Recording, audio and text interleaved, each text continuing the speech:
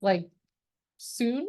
So here we go. My name is Valerie Arbizu. I am the principal of Aragon High School. Wanted to welcome everybody to our evening. We have a couple business items to take care of first with our PTSO, and then we'll dive right into all of the different college options for our students. We're really happy to see so many people here already. We already have 54 people in the room. Folks who are there at any time, you are welcome to use the Q&A feature.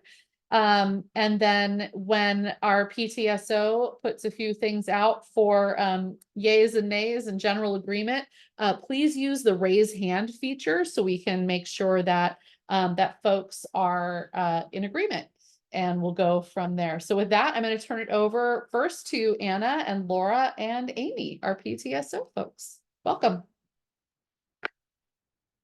Hi, thank you, Mrs. Arbizu. Hello, everybody. My name is Anna Kwok. I am part of your treasury team at the Aragon PTSO. Cheryl Hagedorn is also part of this team. And today I'm going to be asking for some approval motions and also showing you where we are with the budget to actuals with our accounts with the PTSO.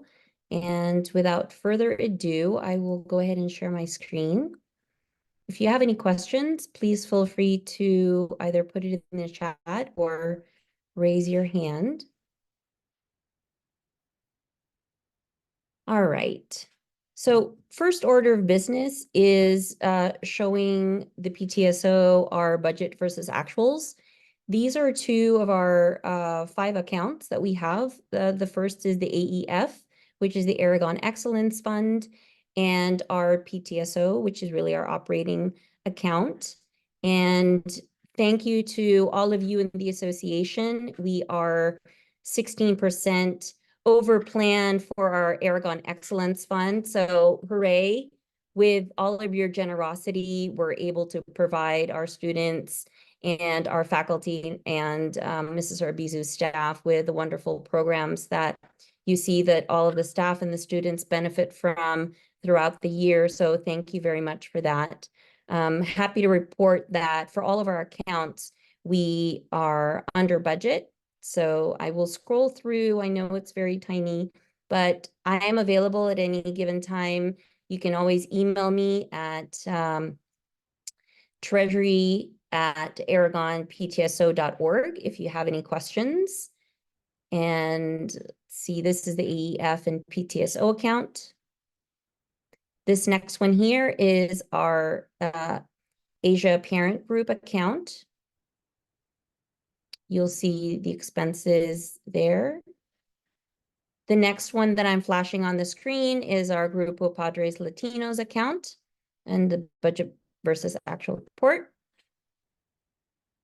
And lastly, this is our senior grad account. And we focus all of the activities for the seniors, and they have a dedicated account for all their programs. Okay. Since the last meeting that we've had, we do have one check that I'd like to get approved, and I'd like to move a motion to approve this check. All those, do I have a second? I have to look up them. Oh, great. Thank you, Lori.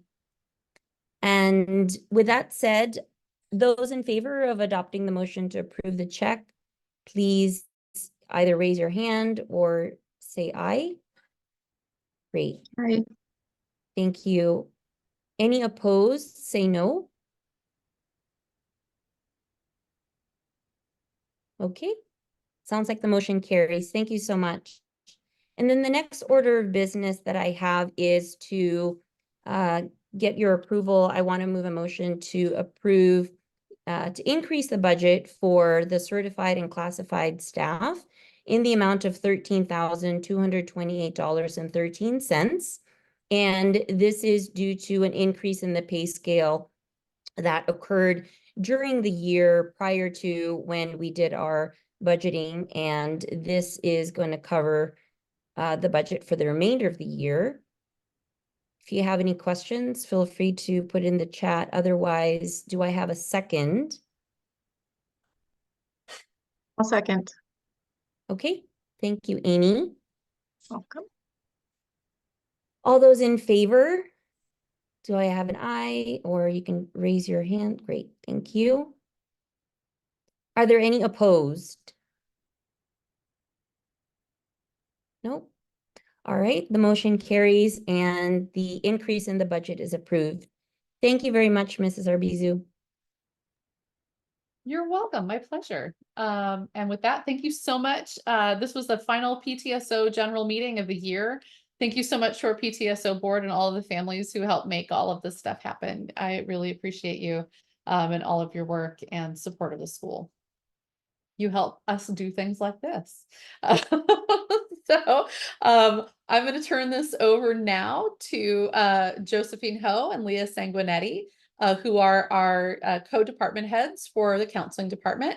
And I'd also like, Valerie, I'm sorry. ahead. I have to present the board slate for next year. I'm sorry. No. I don't mean to interrupt, but I just have to do it really quick. Do it. Okay.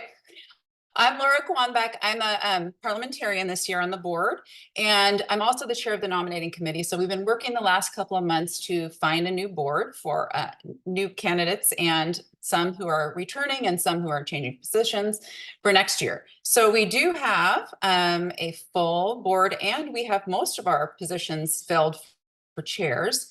So I wanted to present to you the list of nominees here.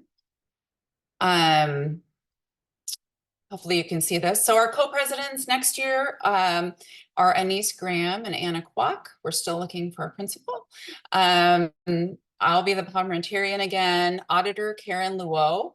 We're still looking and for representatives that will be happening next month. For VP Community Building and Volunteers, Kristen Ramsayer and Afsoon Turner. Secretary will be Lisa Wright. Vice President of Student Events, Michelle Key. Vice President of Events, Meeters and Speakers and Meetings, Margaret Lowe. And the VP of Aragon Excellence Fund, Amy Colleen. And our treasurer next year, Lisa Shirley. So I would like to ask, I'd like to move for a motion to approve the aforementioned roster for the PTSO Executive Board for the school year 2024-2025. Could I please have a second? I'll second. Great. Okay, all in favor of board candidates as presented? Anyone is opposed, please, I guess, raise your hand.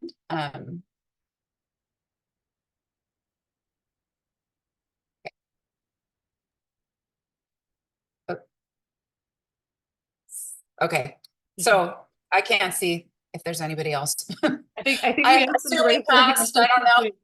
How about, Okay. how about this? All in favor, raise your hand. There we go. Okay, all in favor, raise your hand, I guess. You're good. Okay, I see the Great. hand. Yes. Thank you. Everybody. Okay, now I'm safe to thank the PTSO. Awesome. Thank you, everybody. Appreciate you so much. I had to thank you twice. And now to Joe and to Leah, and introducing Assistant Principal Shannon Lane. She's been working closely with the counselors this year, joining our team. Really happy to have her aboard. And I'm going to stop talking and let everybody take over. Thank you so much. Hi, everyone. Thank you so much for coming to our event this evening. We have 4 wonderful representatives joining us tonight and going to fill us in on all the amazing information in regards to their college systems or to the different colleges. And I think what we'll do is we'll start off with our local community college, College of San Mateo. We have Sione Sina here tonight, and really appreciate you being here and excited to have you present to our families. Yay, I get to go first. Thank you. And I guess, and maybe I should just maybe give a heads up just for the other reps too. So First off, we'll start off with our local community college, and then we'll head over to the privates. Where this is our first time with High Point University, so we're so gracious to have them here. And then after that, we will have our representative from CSU, and then followed by the University of California. All right, all yours, Sione. Thank you. Thank you, Leah. Thank you. I appreciate y'all. A lot of the kids or students in here, you might have seen me around campus. I've been there for tabling. I've been there for dual enrollment classes. So you might recognize me. I'm there all the time at Aragon High School. So I'm here. I'm Sione Sina. I'm the college recruiter at College of San Mateo. I'm gonna get this going. I apologize. I just moved into a new office. So if my camera acts up or if my sound acts up, it's brand new. And so I'm just throwing it out there. I'm gonna go ahead and share my screen and we'll get going talking about College of San Mateo. Here we go. Two and share. So here we go. This is College of San Mateo. Can I just get a Leah, Joe, can you confirm if you're seeing? Cool. All right, we're Yes. good to go. College of San Mateo. We are the community college right down the street from Aragon High School, probably less than 10 minutes away. Literally like one exit down from College of San Mateo. About CSM, we offer, really I should have put over 170 degrees and certificates right here, but 150 sounds better. We have like your general majors, your businesses, your biologies, your science, your engineering, your English, your maths, your ethnic studies. So we have all those majors. And then we also have, these are kind of unique to CSM. There's literally over 150, but these ones are specifically like kind of unique to CSM. Our nursing is really popular. We have a bridge program with SF State. So right after our kids finish the nursing program, they transfer to SF State, and 6 months later, so you get your AA in March or May. You transfer 6 months later, you'll have your bachelor's, and so that one is actually very popular. It's actually pretty crazy. I've never heard of anything like that, to get your bachelor's 6 months later after you get your AA degree. And so we also have EMT and Fire Academy. Just the other day, we had about 20 fire chiefs here recruiting our students. What just got passed also is a paramedics program. And so that one's getting built out. So we have our EMT, we have fire, we have paramedics. And so if anybody's looking to get into those industries, then there's no probably a better place to go than CS. In terms of community colleges, it's amazing. Digital media, is anybody's looking to become like a video producer. I know like digital social media is big nowadays, or podcasts. And so our kids are getting firsthand experience learning how to do video producer stuff, podcasts, like sort of sound engineering things. And so anything in the social media world, or anything like, if you want to go a little bit further, get a little bit more into, I don't know, the more professional industry, then digital media is definitely the route you want to go. Dental program, awesome. It's great. You become a dental assistant, you can actually get a job like pretty quickly in the dental assistant world nowadays. And then if you want to continue on to the further your dental like studies at the 4-year level, you be our guest. We want you to go to the 4-year level. And so we want you to start here, do dental if that's your kind of thing, and then transfer to the 4-year. And then we also have our astronomy. Our planetarium is actually pretty crazy. I don't know if any of you guys have been here. I know it's San Mateo, but if you haven't had the chance to take a trip up here to CSM, it's like a giant movie theater. All the lights come off, and then the stars turn on, and then it feels like you're in space. And then on top of the planetarium, we have an observatory, like giant telescopes, where they're looking out into the stars at night. Sometimes they play jazz music too. And so those programs are unique to CSM. There's others, obviously 150 plus. I can't memorize all of them off the top of my head, but there's so many options. And so even if we didn't have the ones that you wanted to actually study here, and like for some odd reason we didn't have, out of 170, didn't have the program that you actually wanted to study, you can start in some major here at College of San Mateo, earn your AA. When you transfer, then get into that specific major at the 4-year level. And so the options are endless here at CSM. Next thing, we have learning communities. And so how I like to explain learning communities, and I apologize if I do go too fast, I'm gonna try to slow down just a little bit. So learning communities is for some students going into college, you start college by yourself. It might be a little bit difficult. And so what we've done is created learning communities to for students to go through college together from start to end as a community, as a cohort. And so you're with these groups of students and you're going through the whole college experience together as a community. And so we have cultural communities, which is MANA for Pacific Islanders, and Katipunan for our Filipinx group of students, Puente is for our Hispanic Latinx students, Moja is for our Black and African American students. And then these, I know I said specific ethnicities, but you don't have to be Pacific Islander to be part of MANA. If you want to join, we're open to anybody's welcome to join any one of these learning communities. And then we also have for some of our student athletes is WES and MES and Title IX. Title IX is for women, our women student athletes here on campus. WES and MES is for our football student athletes. Honors Project is for, this program is great because we have our TAP program, which it's a partnership with UCLA.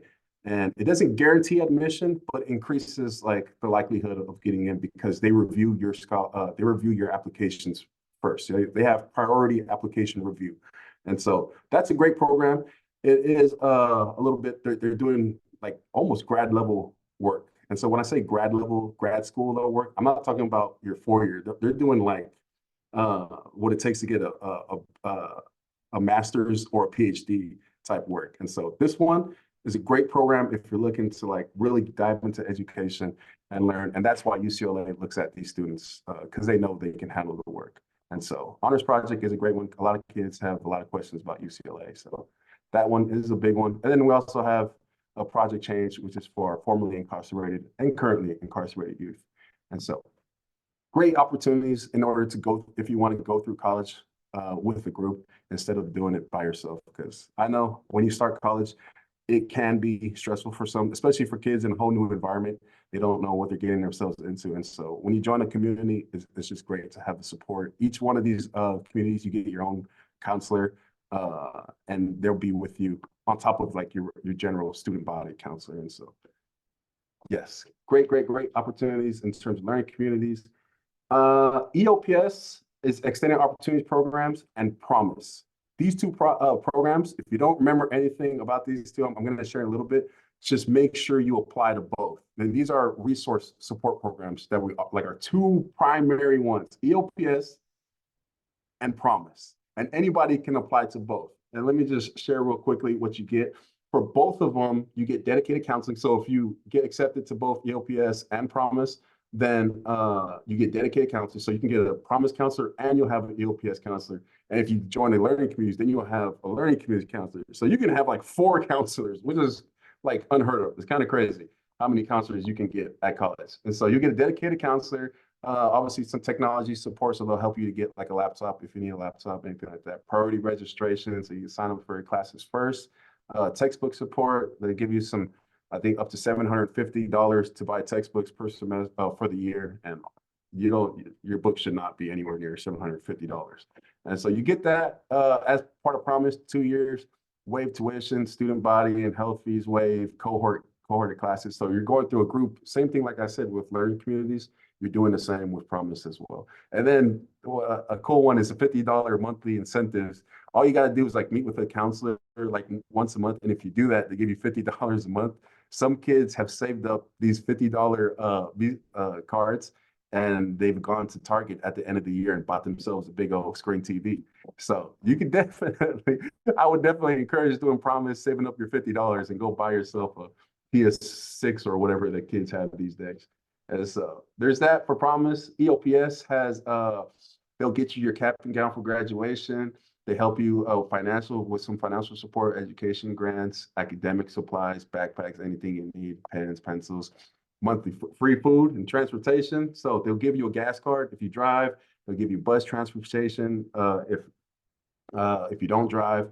And then also, we also have a Lyft. Oh, you guys are down the street, so you might not need that. But if you did move across to the East Bay, we have a Lyft program, free Lyft, where they'll bring you from the East Bay to over here for free. And so it's part of our Lyft program. And then CSU and UC application fee waiver. So those are for both EOPS and Promise. Just make sure, if you do plan to come to CSM later on, I know a couple of you guys are young bucks, 9th, 10th, 11th graders.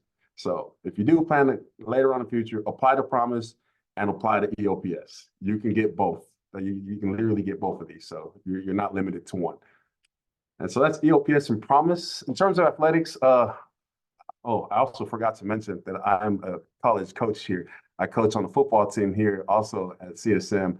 And 2 years ago, we were #1 team in the nation. And then this year, we finished second, just came and they beat us by a field goal. But in terms of just athletics and competition, we are up there in the top of the nation. Softball, our softball team is doing great right now. They're pushing into playoffs, and they won the state championship just a while ago. Our women's basketball teams just finished competing in the playoffs. And so, like, in terms of athletics, we have great athletics. We also have a swim coach here. He teaches at Aragon High School, our kinesiology dual enrollment program. So at Aragon High School, I'll cover this a little bit later.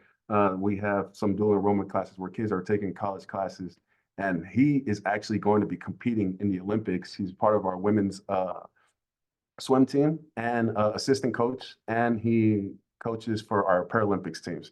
And so in terms of athletics, we are high up there. We're trying to get a gold medal with Coach Silva. We've had, I don't know if you guys know anything about John Madden or Bill Walsh, 49ers Super Bowl legend, Raiders legend, but they also started here at CSM and went on to pursue their coaching careers. So we are, in terms of athletics, if anybody's interested in athletics, we are up there with the best of them. And so there's that. And then, I'm missing Santa Barbara. I put Santa Barbara right here, but Santa Barbara is here and they'll speak later, I just heard. But this is our TAG program, guaranteed transfer to any one of these programs as long as you go through the, as long as you go and meet the requirements for each TAG program. Each school is just a tad bit different. There's some GPA requirements. I mean, you finish all your English, your math, your science. If you do all that, you get your AA degree, then you can get guaranteed transfer to any one of these schools that you decide to go to. This empty space right here, Santa Barbara. Sorry, Santa Barbara, don't hate me. But UC Davies, UC Merced, UC Riverside, Cal State, East Bay, SF State, UC Irvine, Santa Cruz. So you get your AA degree towards your sophomore year, you choose the college that you want to go to. And you don't apply to every single one of these. You just choose the college because after a couple of years, you'll probably know where you want to go. And then you choose the college towards your sophomore year where you want to go to, and then you'll create your TAG program, and then you'll be guaranteed transfer to any one of the schools that you choose to go to. So here's the CSUs and UCs. Some out-of-state schools, there's a lot more. I posted these ones. A lot of kids like Arizona, Arizona State, and University of San Francisco, Santa Clara, St. Mary's, University of Mass, and 39 HBCUs. For this program, for HBCUs, I believe all you need is like a 2.0 for the majority of the HBCUs and at CSM and earn your AA degree. And so guaranteed transfer. So all these schools, just come here for free for 2 years. I talked to some kid, he got admitted to SF State as a senior. I'm like, you can go there now and pay your $20,000 a year or however $20,000 a year for 2 years or for 4 years, or you can come to CSM for free for 2 years. And then guaranteed you'll get into SF State later for free 2 years later. But you'll knock out your English, you'll knock out your math, you knock out all your prereqs. But you go to SF with half the depth that you'll be in after you graduate from SF State. So start here for free. If you got any of your kids get admitted into these schools, you start at CSM for free, and then you transfer there and you can get your bachelor's degree from these programs later on for 2 years of debt. Come here for free, 2 years. Remember that. If it's free, it's for me, I'll take 3. So come to CSM and get 3 AA degrees. So there's that guaranteed transfer. But I know those schools I listed right here, but our kids go everywhere.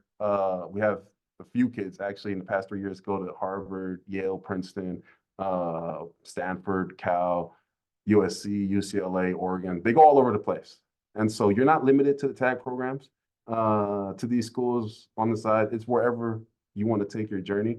We're just asking you to start your journey right here at CSM. And then as you go on through your career, or not career, as you go on through your educational journey, then you can choose where you want to go to. But we want you here at CSM for free, where you get quality professors, you get a quality education, a quality experience as a student, a college student, and then you can transfer to wherever you want to go.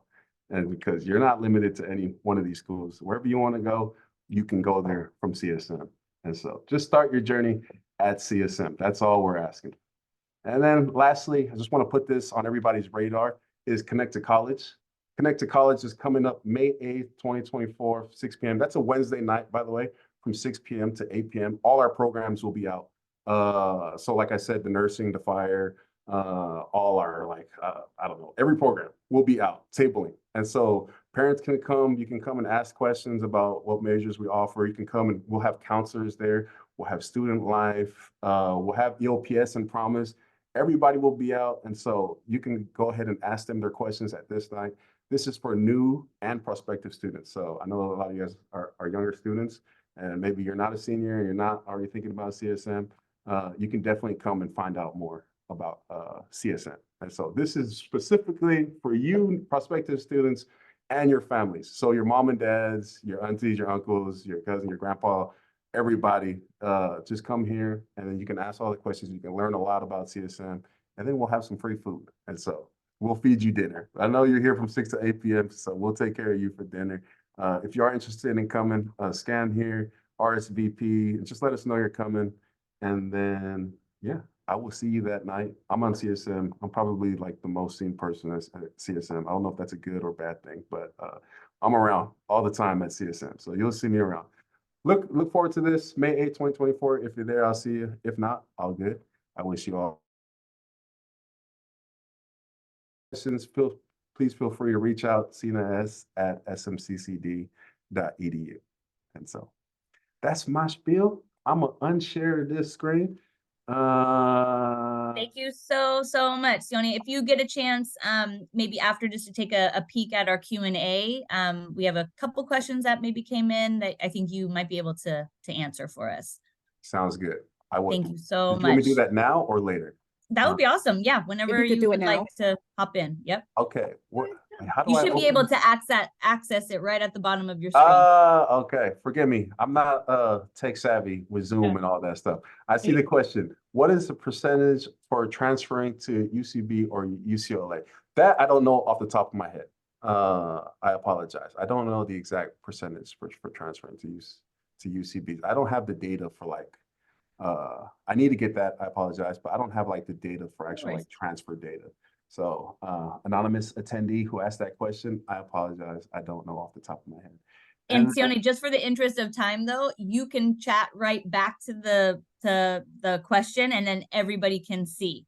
Okay, sounds good. Okay, All right, you're so, awesome. all right, I'm Thank gonna you let you so go. much. I appreciate you. All right. All right, well, we will move along the evening just for the interest of time. Want to introduce Mr. Jim Smith from High Point University. Thank you so much for being here. Really appreciate it. Just another quick reminder out there. Also, just if you have questions, go ahead and put them in the Q&A, and we'll be answering those throughout the night. Thank you so much.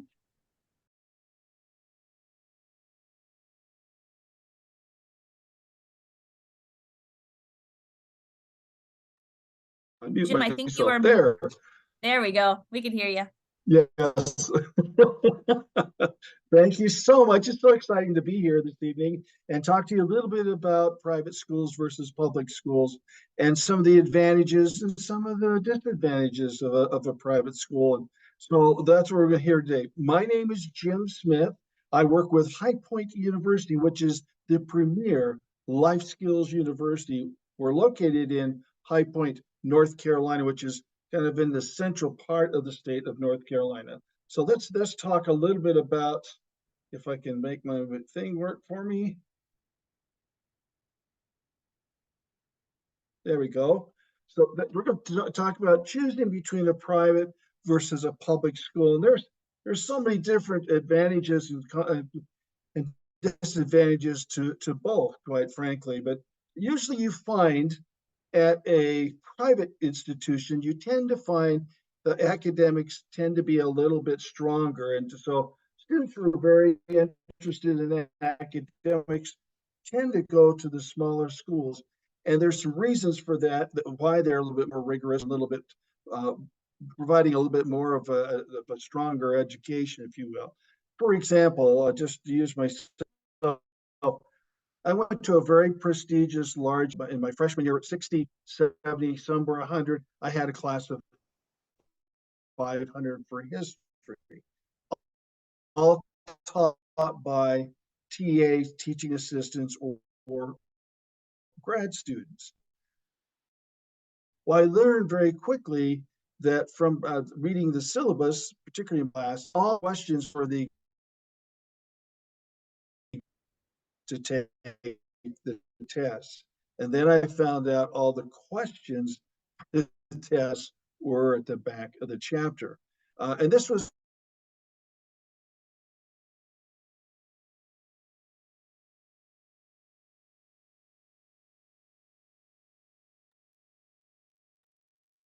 Jim, I'm not sure if you could hear us on this end, but you are breaking up and seem to be frozen. Let's see, maybe he is.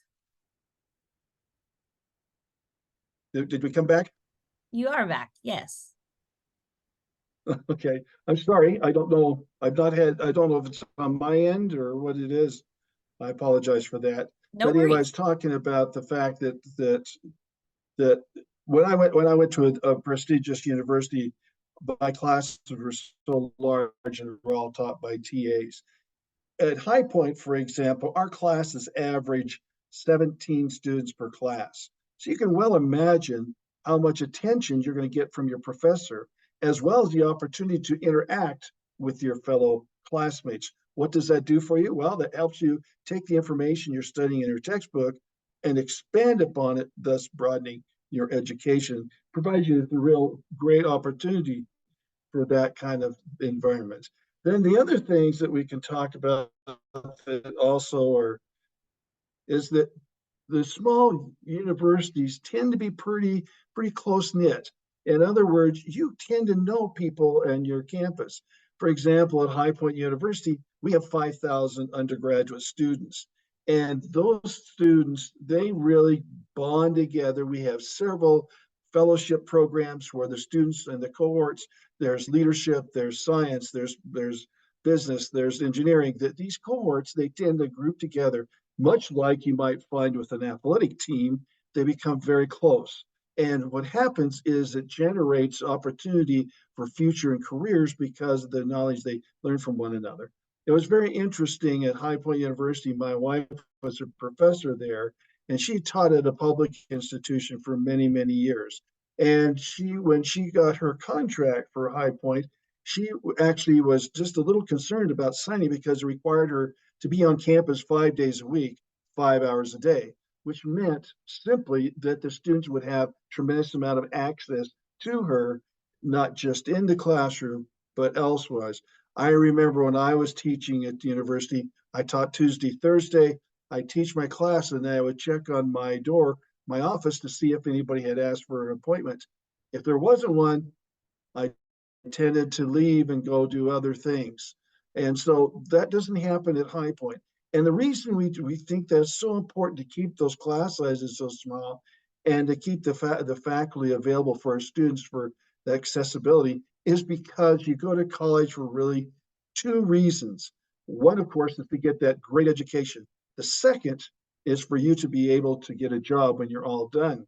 So we strive on that. We require our students to do experiential learning beginning their freshman year. So they're doing research and or internships all 4 years.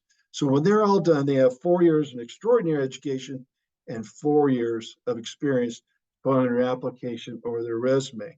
Tremendous opportunities for students. Last year, 99% of our graduates within 6 months either had a job or were in graduate school. Those are impressive numbers that I think the national average, as I've been told, is right around 60%. So these are real important. Also, you get to know people on campus. We have a program, a mentorship program with people from all different walks of life and career paths. We have people such as founder of Apple Corporation. We have a gentleman by the name of Mark Randolph, who is the co-founder of Netflix. These individuals come on our campus and spend time with our students teaching classes, doing projects, just brainstorming with things that the students are trying to learn about and help them along as mentors to those students. Cint Marshall, CEO of the Dallas Mavericks on our campus. Dean Cain, those of you who follow movies, Superman in the TV series. So those are some of the things we do at High Point to help our students. And that's what private school does. And we just talked about the smaller classes. Well, that's an important part. A lot of people realize that private schools tend to be more expensive than the public schools. And one of the reasons is because we keep these classes smaller, we require that our professors teach these classes. Therefore, we have to hire more professors. We have to have more computers. We have to have more office space. So it requires more expense overhead to be able to do that. The end result, though, is that, as I mentioned, 99% of our students within 6 months were either in a job or graduate school. So those are things that help us to really make the private education a real opportunity for students. Now, again, there are certain things that we don't have. We have only 66 majors and minors at High Point. Most universities, well, even we have someone talk about his College of San Mateo. He has 151 disadvantage. So if you're looking at something very specific, like aerospace aeronautics or something of that nature, we don't have that available for you. So those are some of the things and some of the disadvantages that you might have at a private. Along with this is that the private schools, as I mentioned, tend to cost considerably more than your public schools. And as a result of that, we have to come up with ways to try and offset that. So we offer a tremendous amount of merit scholarships. We also work with other programs to offer different types of scholarships so that we can bring that cost down to help families to be able to afford us. We believe it's important to all individuals to get that opportunity. As part of that whole program, High Point realized many years ago that when we went out to our employers and were asking how our students were doing, they told us that students were lacking life skills. Some people call those soft skills. There's different names for them, but what we are looking at is trying to help the students to be adaptable, help them self-motivate, help them understand the importance of organizing time management, budgeting, those kinds of things that are very important for their success, regardless of what career path they may follow. Those were critical for us. We even established 3 5-star restaurants on our campus as part of our meal plan, so students would have an opportunity to learn dining etiquette. And so these 5-star restaurants are there for the students. They must make reservations, they must dress up, and they must get rid of their cell phones when they walk in the door, because we want them to be in an environment that they understand what all those knives and forks and spoons are for. That's very important to us. You'll find that all of our campus facilities are absolutely incredibly beautiful, and they do not look like classroom buildings. They look more like what you might find at a corporation. Again, why is that? Because we want to be sure that the student, when they walk in those doors to have an interview, they're not overwhelmed with the size and expanse of a beautiful corporate building. We also do a lot of things that, for example, we offer all of our incoming freshmen 11 tuition-free master's degrees in a variety of different fields. You can imagine if I finish up my bachelor's degree, I have a chance to get a master's degree at no tuition cost. That's a significant savings of between $40,000 and $80,000 for students. We're able to do that because we recently received a several multi-million-dollar donation to the university, which enables us to provide these tuition-free master's degrees with our students. The other thing I wanted to discuss with you is the fact that we also have a program we think is so important for our students that is in community service. This last year, we did nearly $500,000 in community service. And we think it's imperative that the students have opportunity to do these sort of things, which helps them to develop a way to help others, but also feel good about themselves. And we all know if you're feeling good about yourself, you tend to have a good day and everything tends to go well for you. Those are the things that bring a small private school to an advantage in many ways. The small classes, the opportunity to get to know people, the mentorship, the fact that they may cost more, but they provide you with opportunity to get more merit scholarships and other types of scholarships to help bring those costs down. These are some of the things that are helpful. At High Point University, those are all the things that we want to do. It is imperative to us, and it's right in our mission.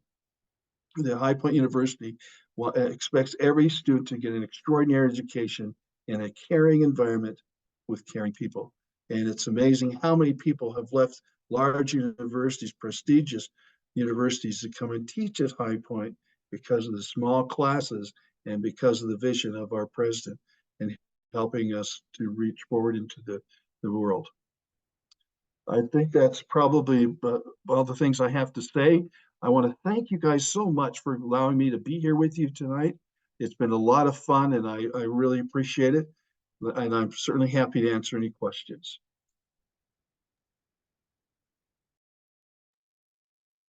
Thank you so much, Jim.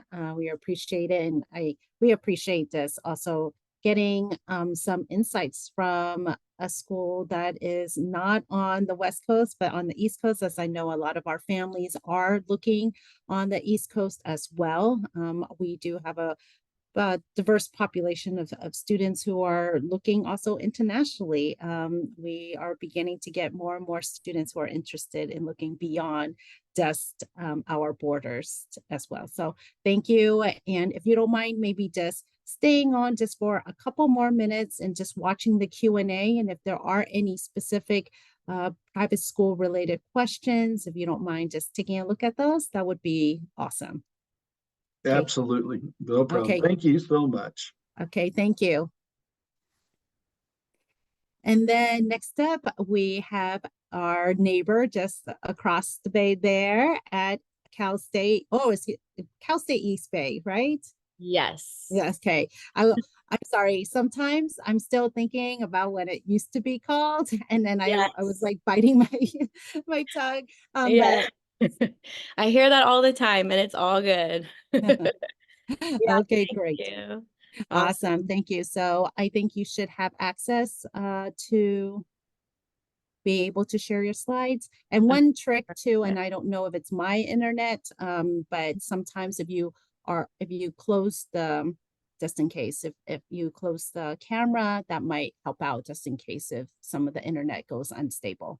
Yeah, thank you so much. Yeah. That is what I was going to say. Once I get into the slides, I will definitely have to turn my camera off because of my Wi-Fi. So, but I'm going to put some links in the chat if I can paste them or maybe afterwards. Hold on one second. We may have to, we do have chat disabled, but I could possibly, maybe we could put that in the Q&A if Okay. Yeah, let me pull this up. let's see here. Yeah, I don't know if it's gonna let me. Nope. I wonder if one of our counselors out that is watching the presentation from the attendees side, if you can maybe throw a question in the chat for Gabriela so she can answer you and throw in those links. Yes. If Gabriella puts them in for it, she should be able to do it to hosts and panelists, then I can copy paste it to everybody. Okay. Yeah. Yeah, every time I go in to paste it, it keeps saying no. So, Hmm. let me try on Q&A. Yeah, and Erica just put something in there. Okay, you, it's a Erica. lot of links. So, I just enabled all of the chat stuff. okay. So hopefully, I know Awesome. sometimes it doesn't like links. Yeah, I know it keeps saying no, but it's all good. Okay, so hi everyone. My name is Gabby, and I am one of the outreach counselors at Cal State East Bay, right over there in Hayward, across the San Mateo Bridge. And I know this presentation, I mostly focused on, CSU overall, like what does the CSU system offer and the admissions requirements, things like that. But if students ever have specific questions about Cal State East Bay specifically, please feel free to make an appointment with me or email me. I'm happy to try to help students figure out if East Bay is a good CSU for them. Okay, so now I'm going to share my screen and stop my video. Oops. In a second. Okay, I will do this. And okay, can you all see this now? Yes, looks great. Awesome. All righty. So today I'm going to cover mostly just the CSU information, and I linked the slides in that little Q&A chat as well, along with a lot of the links and resources that are kind of throughout the whole presentation. So feel free to check those out. But for the CSU system, we are 23 strong. We have 23 CSU campuses all across the state of California. We're known as the nation's most diverse four-year universities. We have practical-based hands-on learning. We serve over 481,000 students across the state of California. We have about a 91% freshman acceptance rate, and more than 54% of our students are considered first generation or first in their family to earn a bachelor's degree. 95% of our undergraduates are from California as well, and 21 of the 23 campuses are considered Hispanic Serving Institutions, or HSI. So that means those campuses get a lot of grant funding to continue programs like even EOP. At Cal State East Bay, we have Ganas, which is for our Latinx, Sankofa for African American students, and then we have our PIA program, which is for our Asian American and Pacific Islander program. So there's definitely some funding that goes into that for all of those campuses. And when talking to your students about, which campus is a good fit, I just always recommend students to just think about all the different types of settings. Where do they see themselves? Do they want to be close by and go to Cal State East Bay, SF State? I went to SF State and it's amazing there as well. And also thinking about, maybe they want to go to SoCal, maybe there's family there, housing costs, the environment that, surrounds those different areas. We have Humboldt way up north. We have Northridge down in SoCal. And then of course, Monterey Bay, that's also kind of nearby, but maybe they want to be a little bit further away. So it's just important to let them know about all of the different environments and the campus sizes as well. So what can students study at the CSU? We have over 4,000 degree options, and these right here, just to name a few, the ones that I like to point out are dairy science, that's very unique. We have esports, fire protection administration, kinesiology, global intelligence and national security, interior design as well, forensic science. That one's very popular at Cal State East Bay as well. Same with business. Business is extremely popular for our East Bay students. And oftentimes students will ask me should I be undeclared? What is that going to give me a benefit? And I always just say it depends on the campus and their impaction and their programs, which I'll go into what is impaction. But, you can totally apply as undeclared, but it's just important that, you know, wherever you do go, we want you to try to stay there at that CSU. So maybe just beforehand, looking at some of your top 3 or 4 like majors or field of study, career that you're interested in, and does that CSU that you're applying to offer that type of, you know, field? That way you have a higher chance of being able to stay there instead of having to transfer. We really are just wanting students to graduate. But yes, definitely consider other programs offered at specific campuses as well.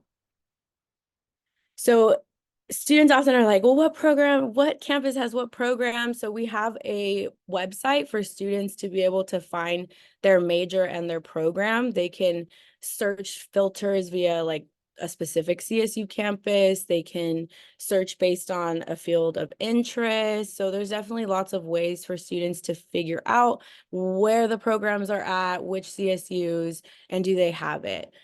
Students could also use this to like explore as well. We have our CSU campus match, and there's different questions you could answer to kind of figure out which one would be the right one for you as well.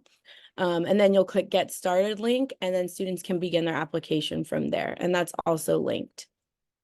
This is to showcase the future CSU tuition rates. So for some of those incoming students who are juniors right now, going to be seniors, you'll be applying for the fall 2025 academic school year. So this is just to show that at the CSU, we do often do the tuition rate. It's like a flat rate, and it's based off of which, how many units are you? Are you considered a full-time student or a part-time student? And this would be the total tuition for the whole school year. So it's just to show you how much it is for that school year. Obviously, it depends on if you apply for campus housing, how much is that at that campus you're applying to. So I always recommend students to really think about A, what's their academic plan in terms of, do I want to be full-time or part-time? And then B, like, how much is the housing there, or maybe bills that students would need to pay if they're moving far away. So that's obviously not in this chart, but definitely something to consider as well. So I linked this one as well. This QR code takes you to the resources for college preparation, specifically for freshman admissions. And we'll go into it in a second, but the slides and all that information are definitely on there as well. So for this past fall, 2024, so for the current seniors who applied, this is the freshman eligibility requirements. And I always recommend for students who are coming into their senior year to always double check. Obviously with COVID, when that happened, certain things got really shuffled around when it came to like admission eligibility. So I always just say, just double check, what are the admissions requirements? Did anything get changed? But for the most part, overall, some of these things have been the same. The one thing that was different is we are no longer like looking at the SAT or ACT test scores. So we're considered a test-free admissions system. So the CSU does not require SAT or ACT scores for admission. So even if students submit it, they will not look at it for admissions purposes. Also, students have to be a high school graduate or equivalent, complete the 15-unit A through G college preparatory courses, which are all listed here, the areas A through G, and then earn qualifying A through G grade point average or GPA. So for students who are coming in as California residents, a 2.5 or greater is the minimum. And then if students are falling between a 2.0 and a 2.49 GPA, then they may be evaluated based on some supplemental factors, which in the CSU application, there definitely is a space for students to like answer those questions, and I'll cover that in a second. But when it comes to these A through G requirements, this is what we're looking for. Obviously, like those 2 years of history, social science, 4 years of English, 3 years of math, 2 of the lab science, 2 of language other than English. One thing I always try to highlight is that it has to be the same language. So it can't be French 1 and then Spanish 1. It has to be like Spanish 1 and Spanish 2 as an example. And then area F, visual and performing arts for 1 year, college prep elective or an additional course from A through F, and that's 1 year. Total required courses is the 15. So I always recommend, you know, the students check out the UC Doorways, which shows the A through G courses from the school year that you're taking those classes.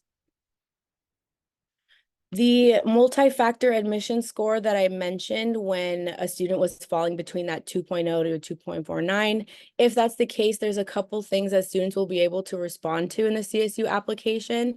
And there's a couple other things that could be why they're taking in these different factors into place when they're looking at admissions. So these are basically if students also apply to campuses and are not a local area student, which was also linked in there. If you're wondering, am I a local student at Sonoma State? That's in the link as well. Also, this is eligible for students who maybe are applying to impacted campuses, which I'll go over in a second.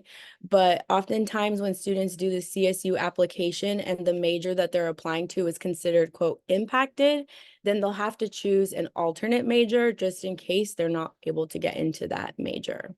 So some of the multi-factor admission scores, primary factors, they're mostly academic. So one could be GPA in all completed A through G courses, looking at just those classes from 9th grade to 11th. GPA in courses taken in subjects relevant to the selected major. So dairy science, are you at an agricultural school, that kind of thing. And then number of academic courses that go beyond the minimum A through G requirements. So if students take a 4th year of math or a 3rd or 4th year of science, all of that is taken into consideration.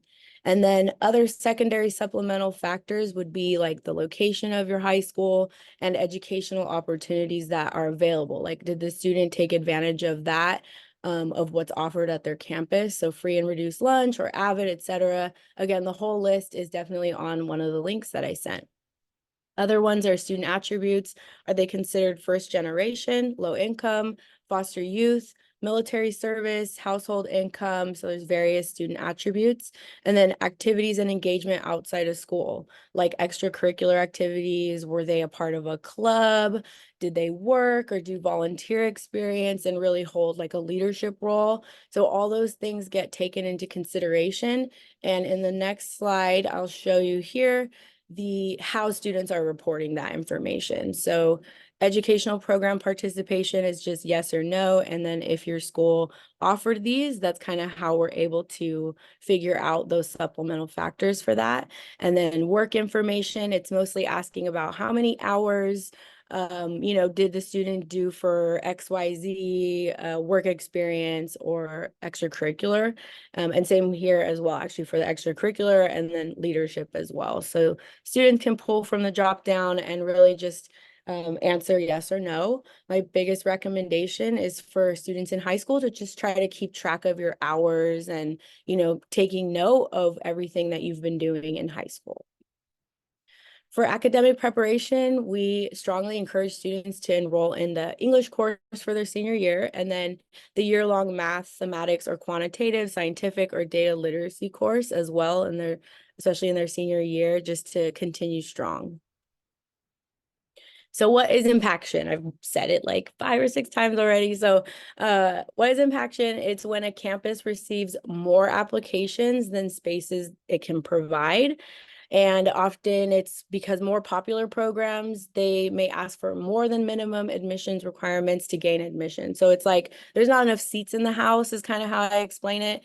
So many students are applying to that campus in that program. So that specific program is considered impacted. There's just not enough space, even if a student is eligible for that. And that's why in the CSU app, students are able to select an alternate major in case they don't get into that highly impacted major. So this slide is just to show you, I have to move this little thing around. Okay, so this one is to show you the impacted campuses. So they're all listed here.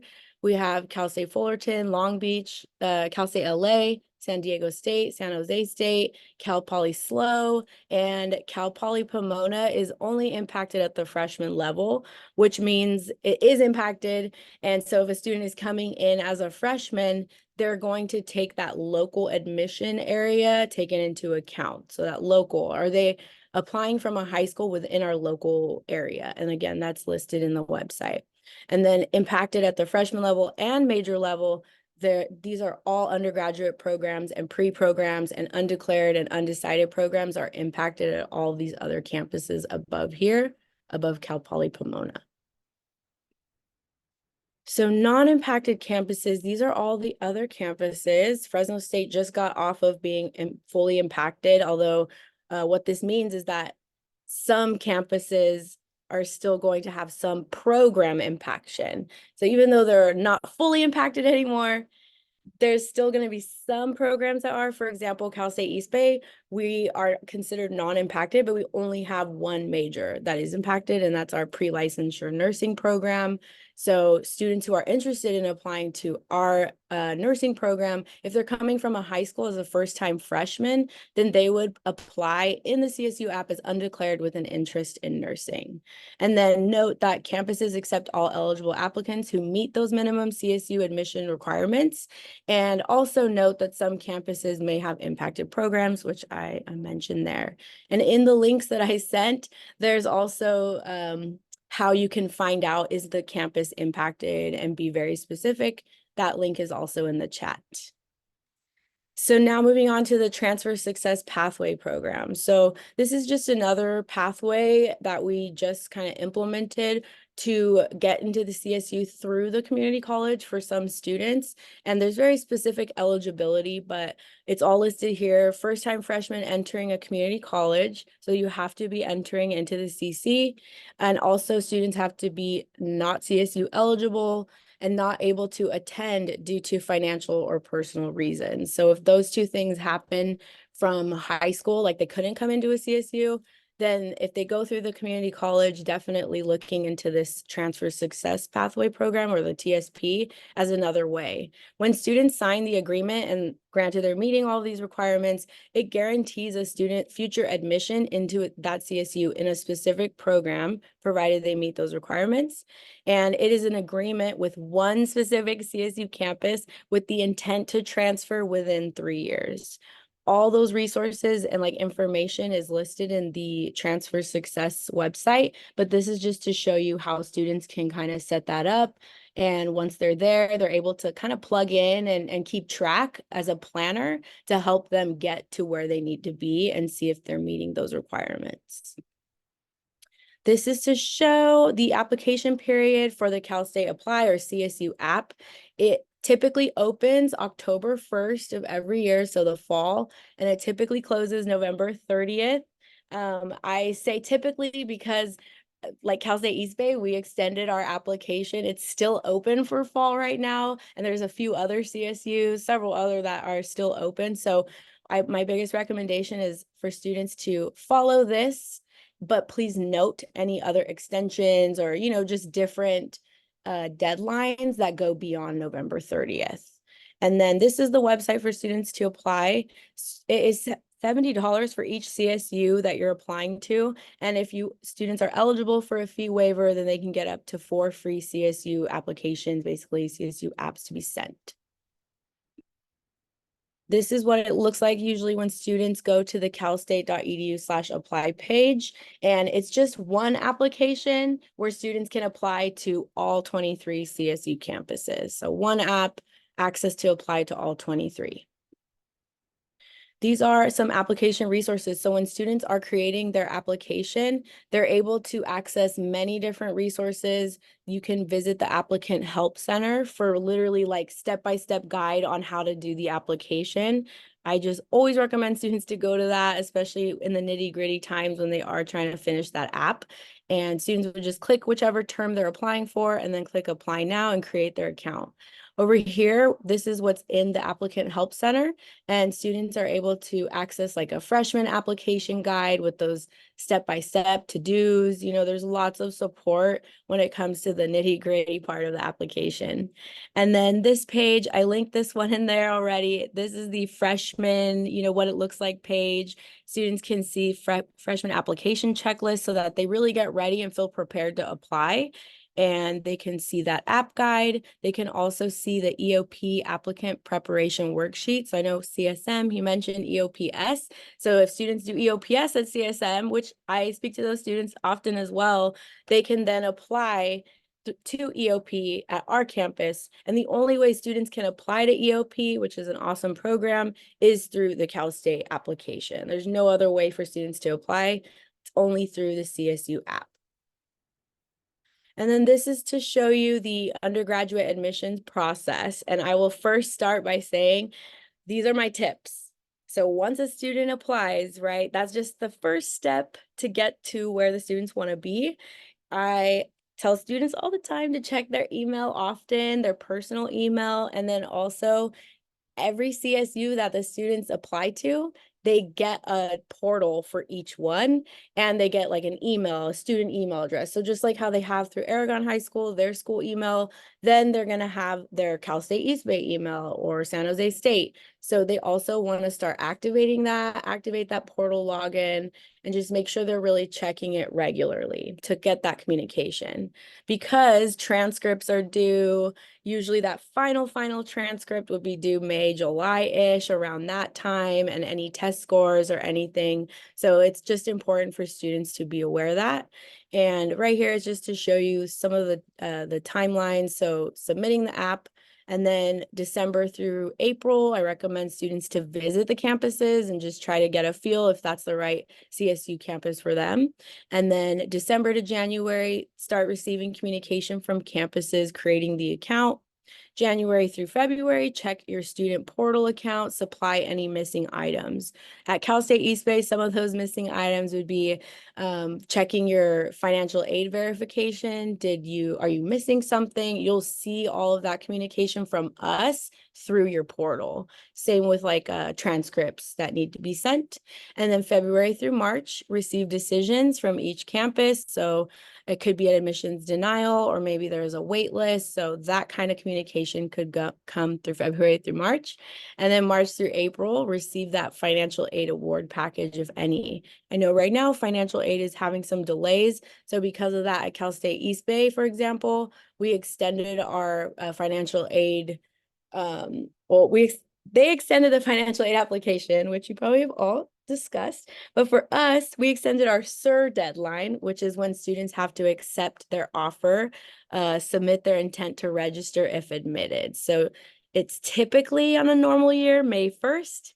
But this year for our current students, we extended it to June 1st. So just wanted to highlight that every year there could be a little change, and it's out of our control. And then May through July, upload, send those final transcripts and test scores. Also signing up for new student orientation. Usually the orientations are over the summer, so it's just to get ready. And then June and August, attend new student orientation at the campus. And then August through September, start your fall semester at the CSU. So there are lots of things. And, for East Bay students, when they ask me, I'm happy to go over their next steps with them if they need that type of help.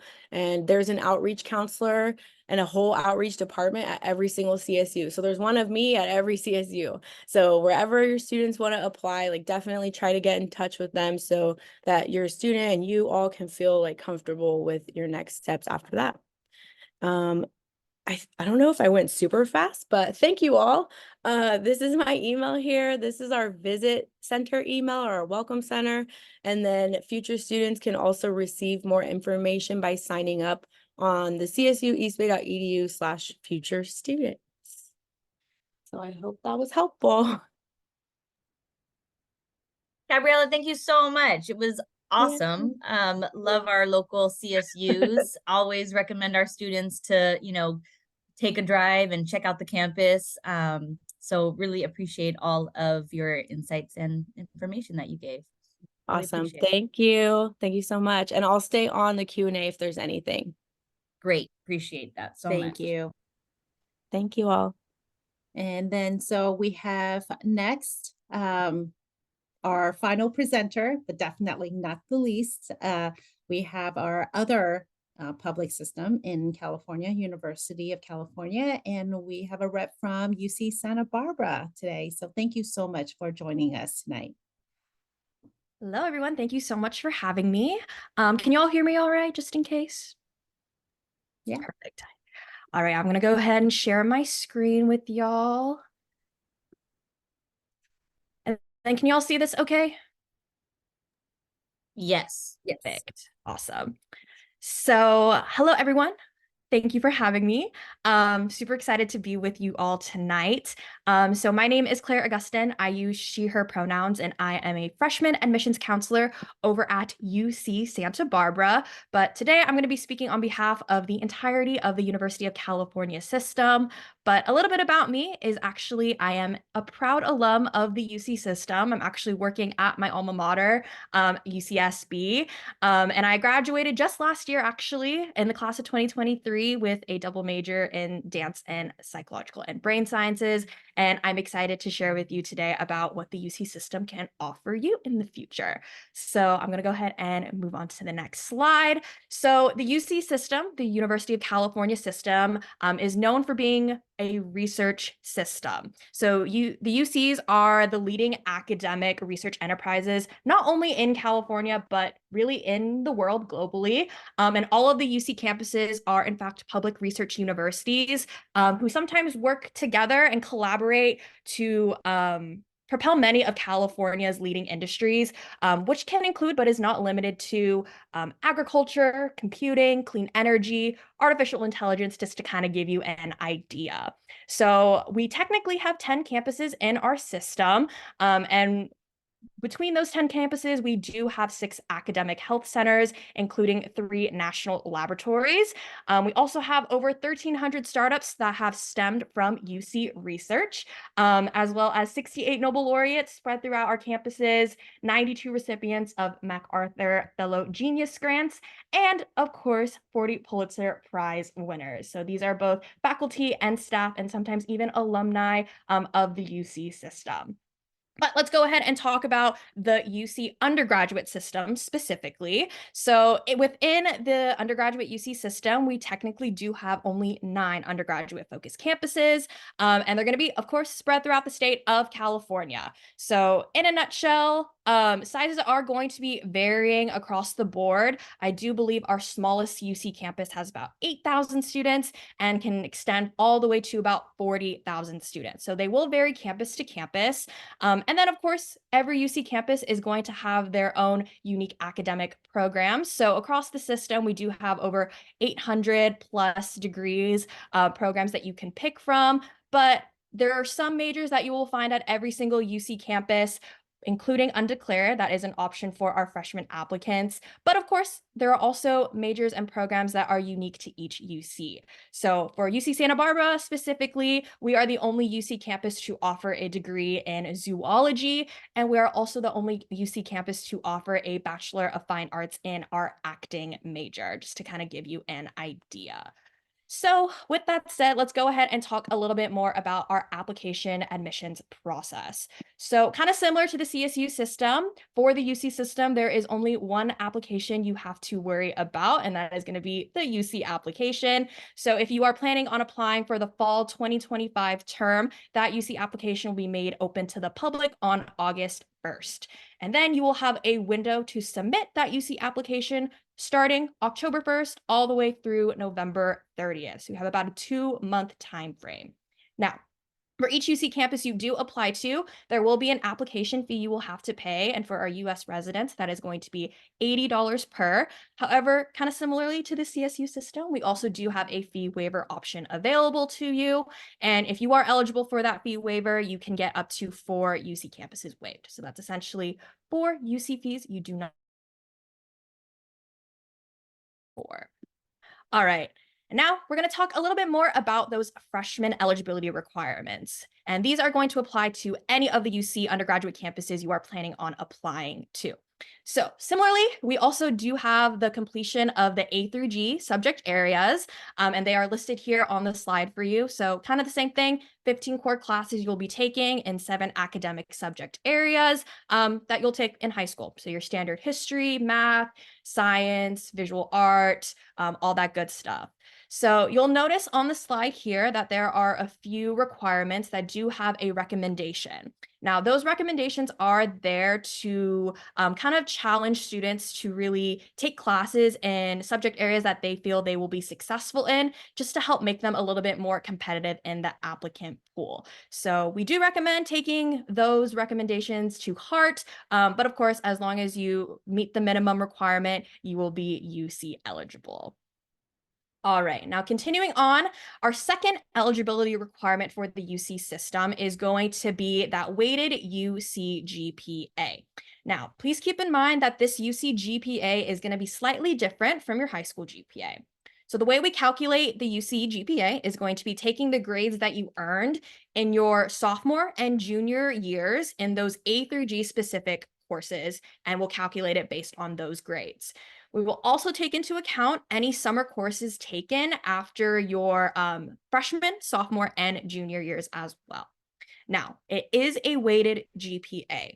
So if you took any UC approved honors coursework, like AP, IB, or even community college level coursework, we will give you an additional point for those in that GPA. But keep in mind, there is an 8 maximum point that we can award for those honors level classes. So the minimum requirement for that UC GPA for our California residents is going to be a 3.0. Now, the UC system also do not believe in pluses or minuses in your grades. So when we are calculating that UC GPA, an A minus will just be an A, or even a C minus will be just a C. So just to kind of give you an idea.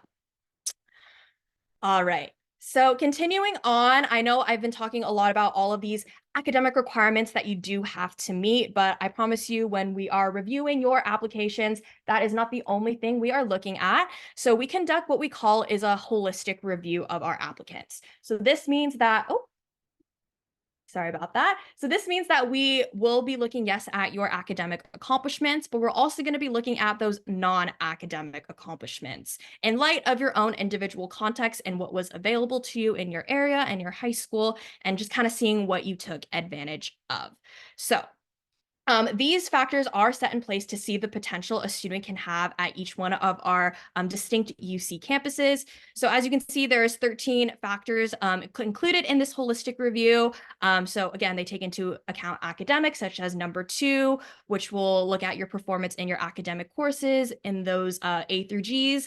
And then of course, we'll also look at those non-academic accomplishments. So like number 11, special talents, achievements, and awards that you have received throughout your high school career. So I just want to say that this is not really a checklist per se, but rather more of a guideline, something to follow.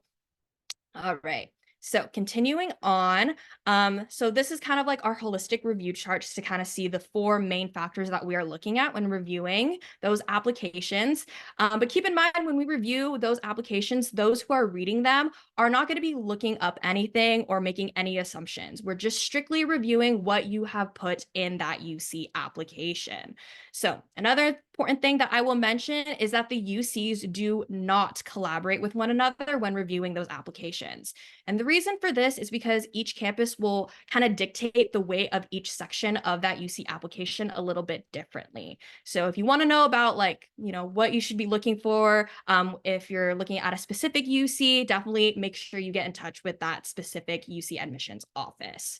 And then the last thing I'll note is that kind of similar to the CSU system, the UC system is also test-free when it comes to admissions. So this also means we will not be reviewing any SAT or ACT scores in those applications. Now, one really unique aspect about are going to be those personal insight questions. And I do receive a lot of questions, and I'm sure the rest of my UC admissions counselors can also agree. So these PIQs are going to be used all across the board at all the UC campuses. So there is technically 8 questions you can pick from, but you only have to choose 4 to answer on your UC application. And they are available online. So if you just look up UC personal insight questions, you can see what those 8 questions are if you do want to get a little bit of a head start when reviewing those. So doesn't really matter which 4 you pick because all the questions have the same amount of value. Now, please keep in mind there will be a 350 word limit per PIQ response. So definitely something to keep in mind. So my biggest piece of advice when answering or drafting your responses for those personal insight questions is that they're not really your personal essay or your personal statement. I kind of want you to think about approaching these responses as like your formal interview on paper. So imagine I was asking you this specific personal insight question in an in-person interview setting. how would you answer that question? But instead of verbalizing your answer, I'm going to ask you to write it out instead. So we want you to be selfish. Definitely use I and me statements when drafting those responses, because we want to learn more about you outside of the classroom. And these personal insight questions will give us a little bit more insight as to what you have accomplished outside. So again, the more about you that you write about in these responses, the better. We want to know about your experiences specifically. Okay, so continuing on, just a couple of important deadlines to keep in mind if you are planning on applying for the fall 2025 term. So again, that UC application will be made open to the public on August 1st, and then you'll have that window starting from October 1st all the way through November 30th to submit that application. Now, if you're planning on applying for financial aid, whether that's through the FAFSA or the California DREAM Act application, typically that deadline will be at the beginning of March, most likely March 2nd, but I know financial aid had some issues this year, so it did get extended this year, but for fall 2025 and beyond, we see it going back into that beginning of March deadline. And then typically freshman decisions will get released from each of the UC campuses in the middle of March, give or take. So those dates are going to be kind of spread out by each distinct campus. I know for UCSB specifically, it's typically going to be in that middle of March timeframe. And then your deadline to submit your statement of intent to register, or that SIR, is typically going to be at the beginning of May, on May 1st.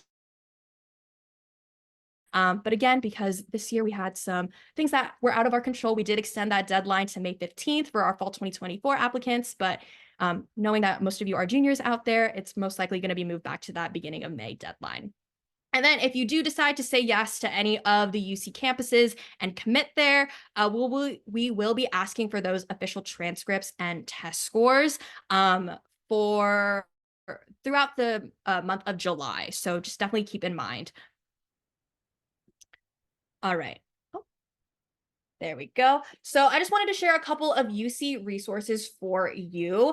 So if you all want to take a picture of this slide, feel free to do so.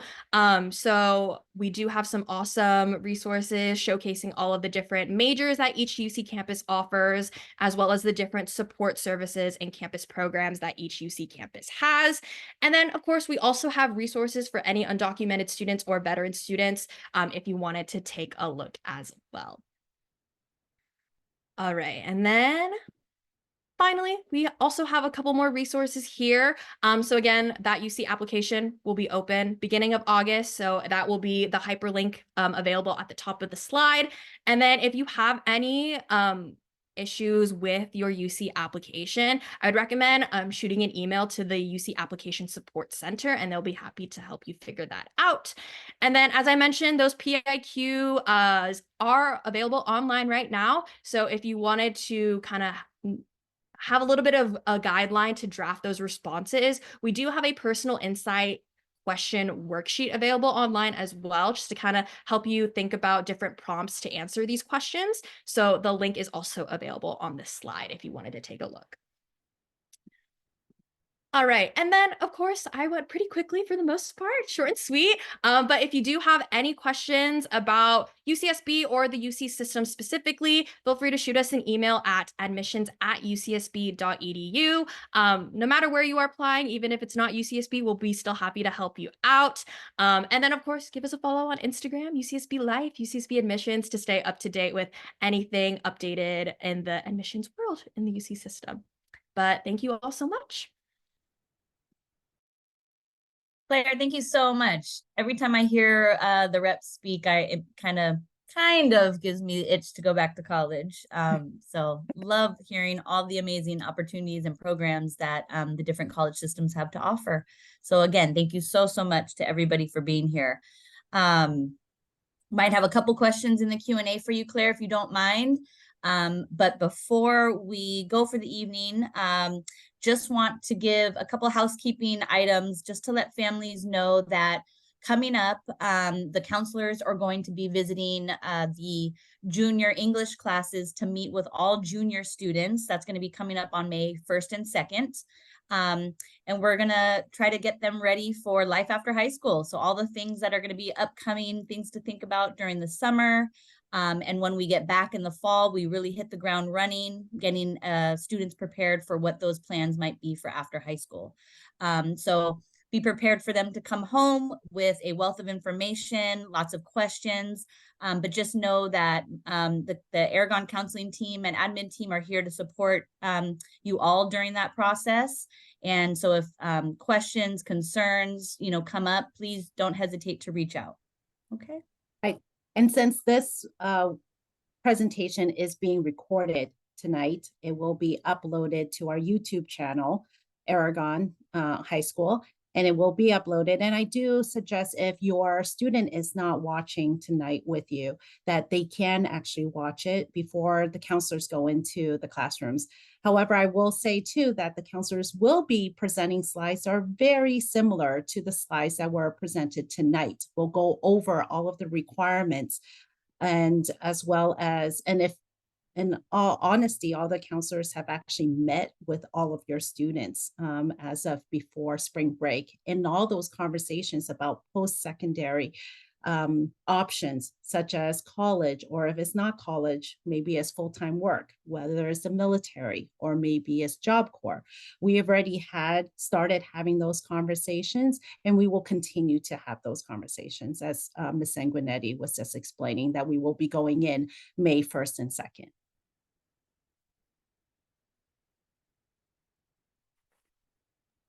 So maybe hold on for just a second. I think Claire is answering one question that we had in the Q&A. So I want to make sure that the person that asked that and our, attendees have a chance to read that. And again, thank you so much. Felt good being back on Zoom with you all, kind of, but we know that this platform is great for these type of presentations, but we also love seeing you in person as well. So hope that happens soon as well. Have a wonderful evening, everyone. thank you. Thank you. And looks like that last question was answered. Yay. Awesome. Thank you, Victoria. Great. Thank you. Okay.